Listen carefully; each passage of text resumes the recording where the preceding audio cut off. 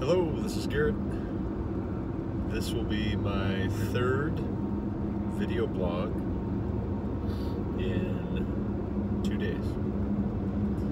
And I'm trying different things. This is a new experience for me. And I'll probably slow my pace once I've got a few videos under my belt. But as I'm watching the videos that I've made so far, I made one video yesterday. It was 15 minutes long, and then I made another video last night. It was almost an hour long. As I continue on, I'm probably going to not make videos quite as often, but at least in the early stages, as I'm trying to figure out how I want to do this and how to improve, I'm reminded of something my dad used to do with my brother and I when I played a little bit of baseball. Knothole baseball in high school, and my dad would take my little brother Bryce and I out to do practice, throw the ball around and do some batting practice fielding and such like that. And whenever I would be batting or my brother would be batting, if we missed a couple and we were getting kind of tired and wearing down for the day and about to leave, my dad would always say, well, end on a good one. Let's not go home until you've got, a good piece of that ball and knocked it out there. And so, as I watch the first two videos, I'm seeing more and more things. I posted them, obviously. The first video, in reviewing it, I was like, I keep saying and doing this with my nose on a regular basis. It was like some kind of a tick or something. And I had this one remark that I made, which I ended up spending about an hour last night trying to research it and figure out if I was on firm ground there, if I had misunderstood this audiobook I'm listening to, Church History in Plain Language by Bruce L. Shelley, where I maybe mischaracterized the division of Protestant movements. You had Lutheranism, you had Calvinism, you had Anabaptists, and I maybe got those various movements mixed up, confused with each other. But in any event, again, as I said in my video last night, that I took, you miss 100% of the shots you don't take. And if I were to say, well, I'm not going to do this video blogging thing until I get it perfect, until I'm sure that it's going to be totally smooth, no mistakes, no misspeaking, no fumbling for words, no picking my nose, whatever. If I were to wait, then I'm never going to do it. And I've been thinking about doing a video blog or a podcast for several years, and I think that's been my hang-up, right? I've thought, well, if I trip over my words, if I don't know what I'm saying, or if I look stupid, then, is that really what I want? Well, no, it's not.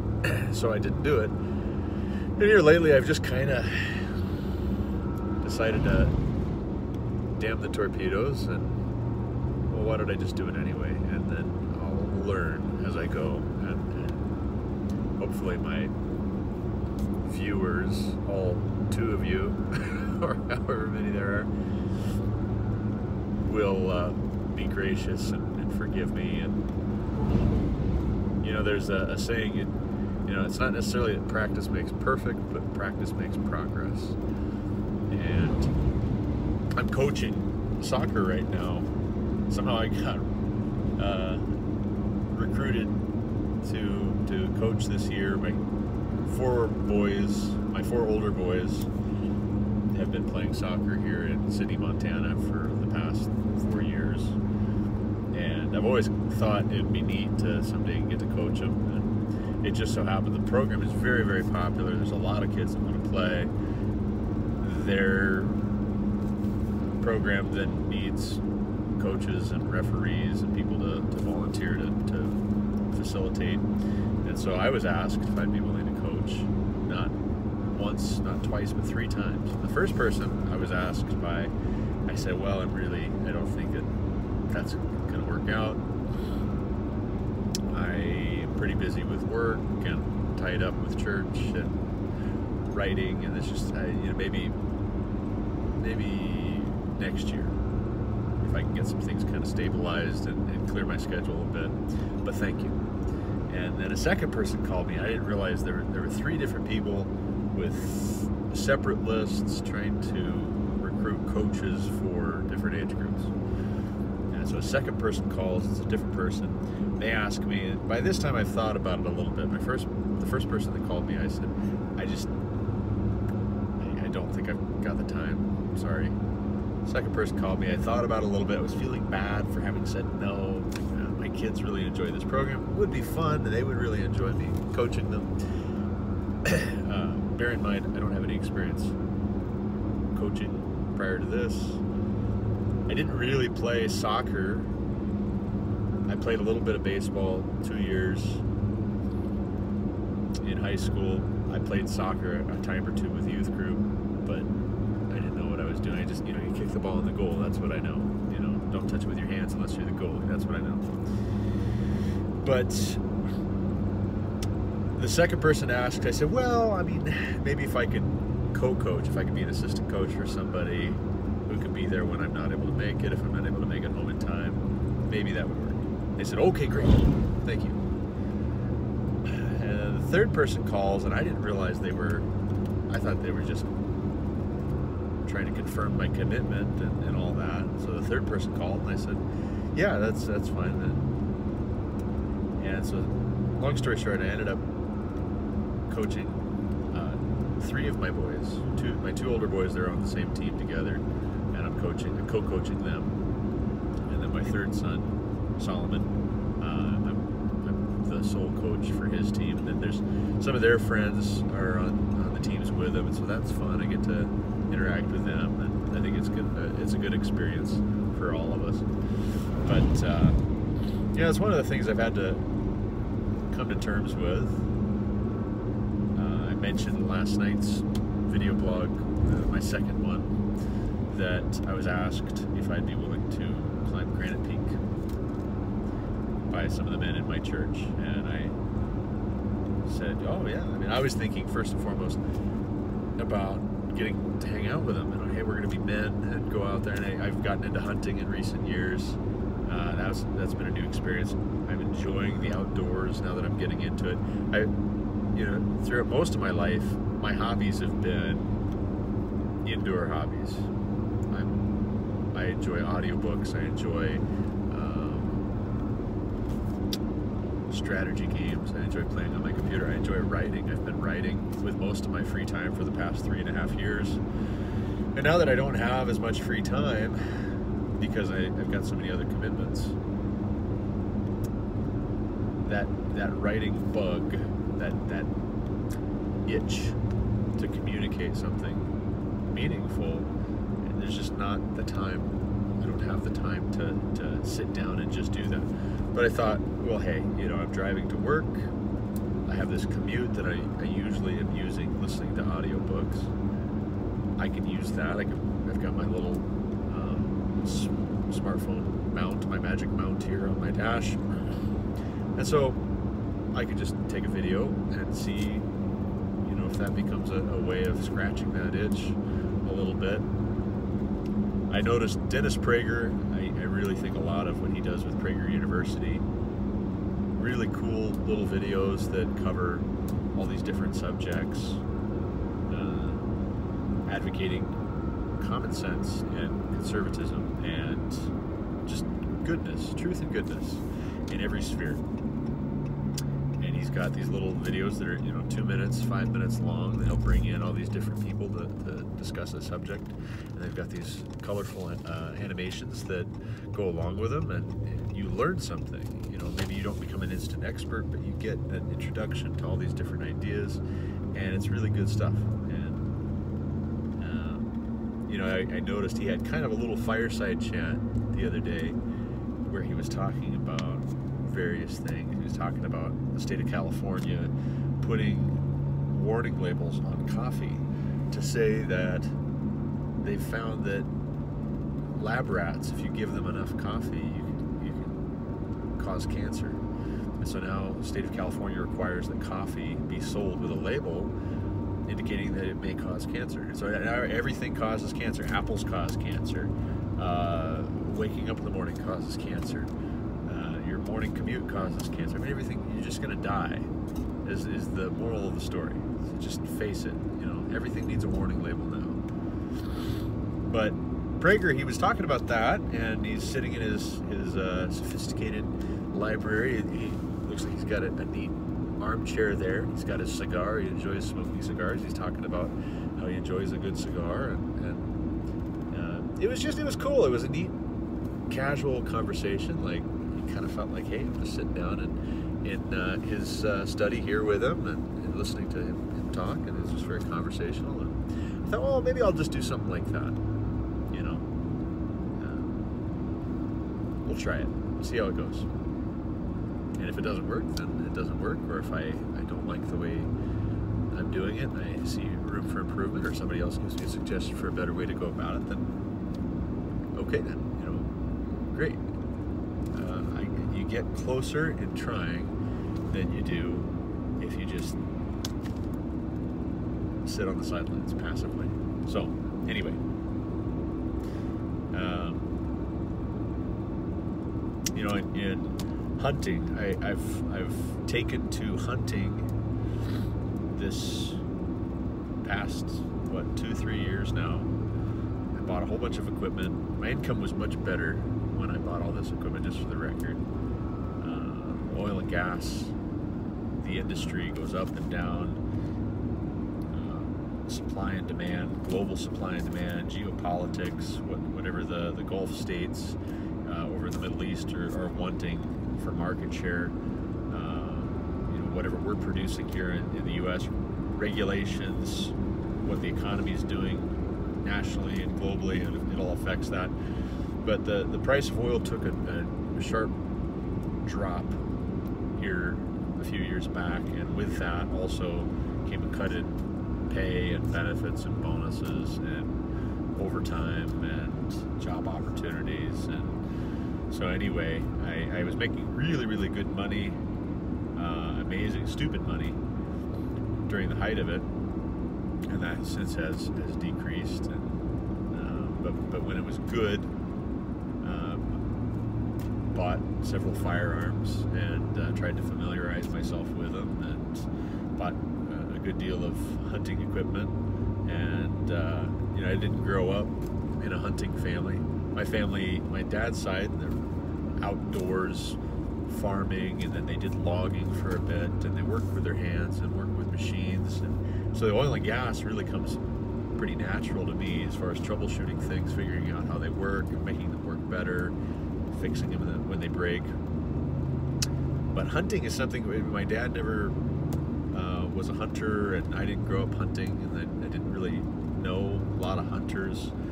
And living in eastern Montana, you've got all these deer and antelope and in other various game, and I've made more friends that hunt, and I thought, well, that'd be something. I've got all these sons, and I'd like to be able to teach them how to hunt, and I think it'd be good.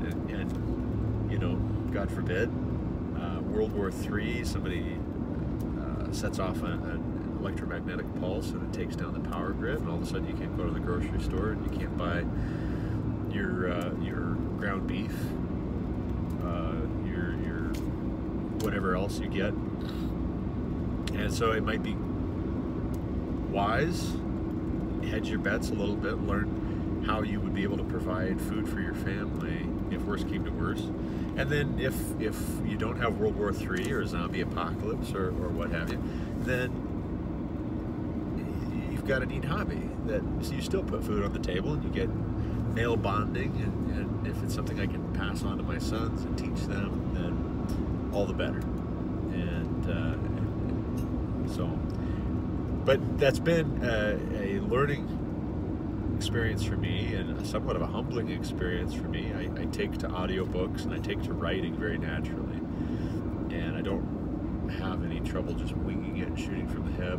I'm better at writing, I think, than I am with this video blogging thing, because one of the things that I notice in watching the 2 videos that I've produced so far is I have this urge to go in and edit and just reword different things and cut them out, and I'm not skilled. Not as familiar with video editing and how to do that. I don't have the time to sit down and cut and paste and splice in and all that. But in writing, you can figure out what you want to say. You can write it out, and then you can edit it. You can say, oh, I don't like the way that I worded that. I'm kind of on shaky ground there. That's probably not quite correct. I should probably check my sources and make sure that's accurate before I print that or publish that.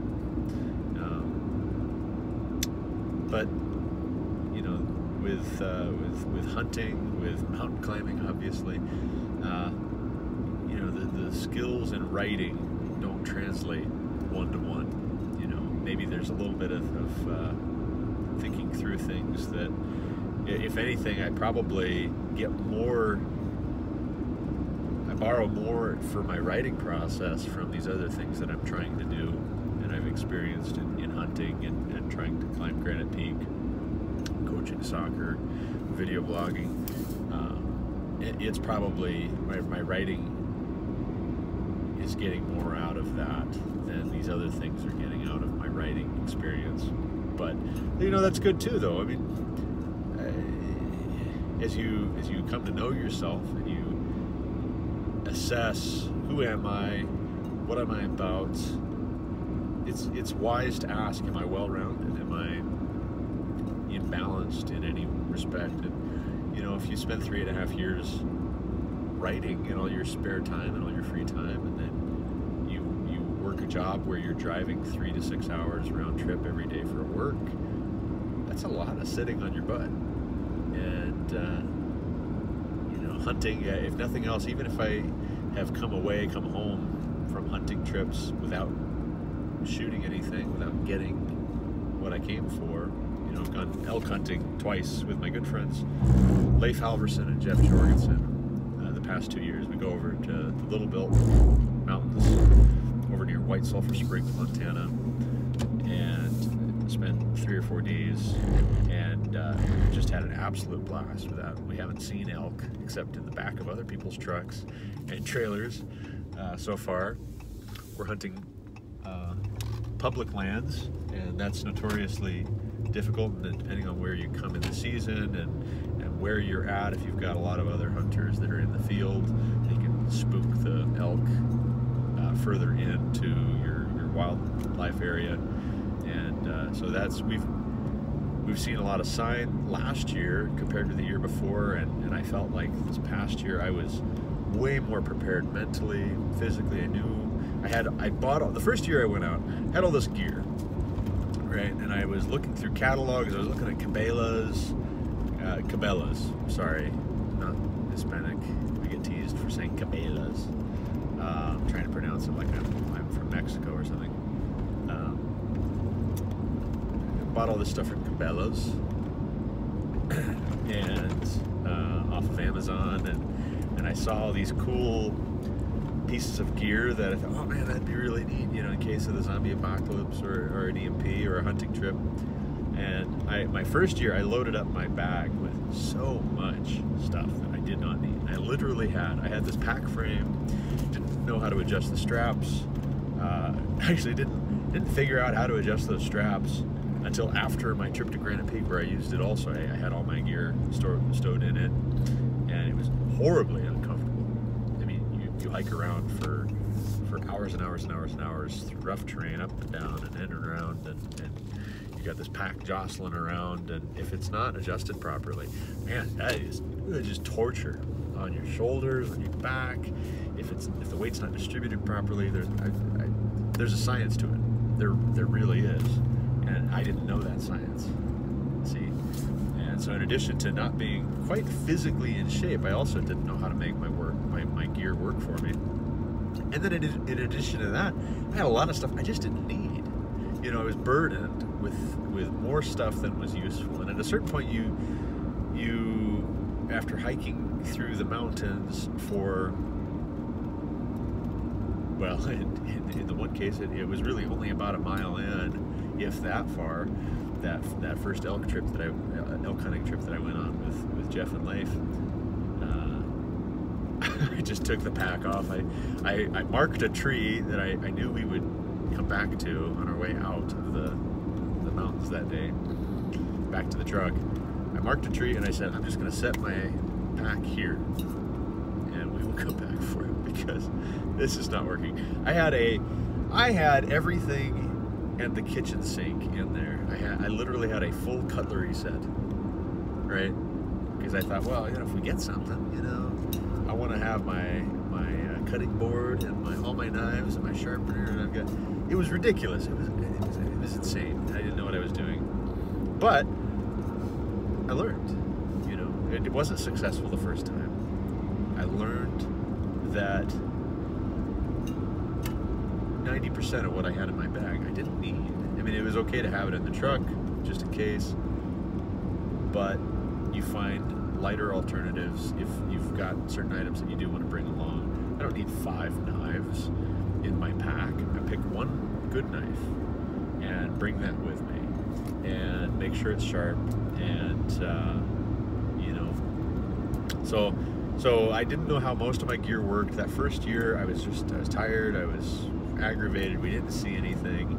We had good conversation. I enjoyed it. It was aggravating. It was uncomfortable, and yet it was comforting at the same time, because I knew I was learning. I knew that I was growing. It was a growth opportunity for me just to have undertaken it. And I came away from that first elk hunting trip with several things that I wanted to do differently the next year. We stopped at Cabela's. Stopped at Cabela's on the way home.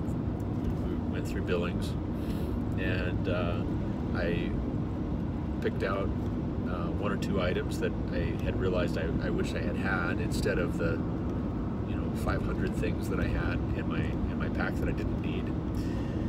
And second year we went out there and we just had a much better time. I mean, it snowed. I think I covered a lot more ground the second year. I was in a lot better mood because I wasn't torturing myself. I actually figured out how to adjust my pack and how to distribute the weight properly and what was useful and what I could leave. I brought 2 packs. I brought a pack frame where I loaded all the stuff that was second tier importance, and then I left that in the truck just in case. And then I had a smaller day pack that I loaded with just the essentials. It was, hey, this is going to be my water, my food, some of the clothing that I might want to put on extra if I get cold, or take off if I get too warm, and different things like that. And my goodness, even though we didn't get elk the second time around, I felt so much better. Physically, I felt better. My morale was so much better because I thought I'm making progress. I'm getting closer to the goal. And the next year, I'm going to just be that much closer. I'll keep refining, keep whittling away at some of the imperfections or some of the things that didn't work. And so anyway, that is also what my approach to this video blogging is going to be like.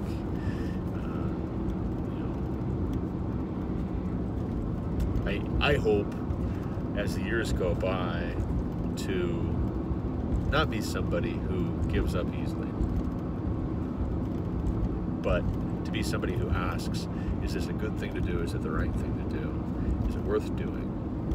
And I think, quite honestly, I think the hard things in life are more worth doing. And no less because they're hard, but all the more because they're hard. If mountain climbing was easy, everybody would be doing it. If hunting elk were easy, everybody would be doing it. I think one of the percentages that I saw said that only 25% of elk tags in Montana are filled every year.